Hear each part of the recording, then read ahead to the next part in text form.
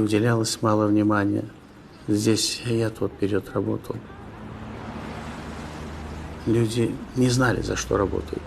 У людей вбили в мысли, что они, значит, их кормит русский народ, кормят другие народы, прибалтийцы. А когда в 1985 году я стал председателем Совета Министров, я захотел поинтересоваться, а где наши доходы?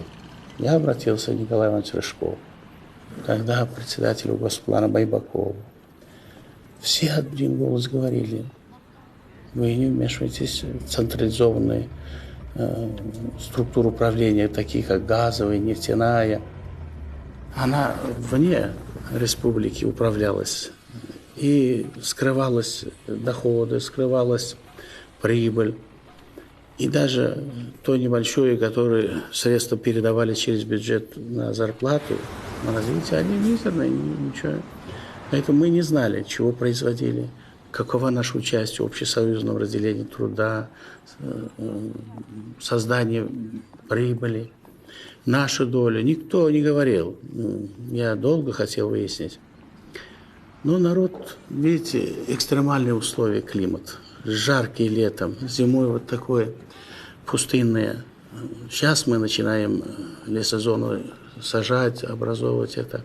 А тогда ничего не делали. Поэтому у людей нормальной питьевой воды не было. Болезней были много. Жизнь была короткая у многих людей, поскольку вот это все я видел. Думаю, что делать? Самостоятельное независимое государство и стали. Вроде запасы газа много, нефти много, а электричества много. Мы построили даже за эти 10 лет несколько энергоблоков с американской компанией General Electric. У нас избыток электроэнергии.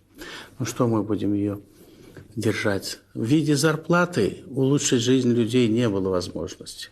Не было валютных резервов. Поэтому, сохраняя тот же возможный уровень заработной платы, мы решили увеличить социальную защищенность людей. И это было оправдано. С нами никто не соглашался. Бесплатный газ, как это? Но я всегда мотивировал, что это бесплатный газ. Они воровать не будут, в мешках там в Россию не увезут и прятать не смогут. Все будут брать только то, что необходимо в быте. Другого не возьмут. И электричество то же самое. Поэтому нормировать не надо было. Просто надо социальные вопросы решить, чтобы и быт у людей улучшился, чтобы они могли горячей водой мыться. Ради этого стоило нам рисковать на это. Конечно, международная организация валютно-финансовая, они не понимали этого. Все говорили, не бывает ничего бесплатно. Нет, это не бесплатно, это доля каждого жителя Туркменистанца в недрах, в богатствах государства. Они природные богатства, это не созданные руками. Поэтому я считаю, что те подземные запасы газа, производимой электроэнергии за счет дешевого газа, в этом есть доля каждого гражданина Туркменистана, и мы им дали возможность использовать свою долю. Но это очень сильно отразилось на менталитете людей, сознании. Они поняли, что тут заботятся о них. Они поняли, что что-то для них хотят сделать. Каждый наш национальные нравы, обычаи, они веками проверены нацией. И они побудительно воспитывают этого человека. Если мы потеряли уже язык в составе СССР, мы уже научились русский язык, молодежь не знает национального своего языка. Что тут скрывать? Половина на половину говорят. Это неплохо, если бы общество, мировой цивилизации было на другом этапе, когда противоречия не использовались в межнациональных отношениях. А сейчас же другое время.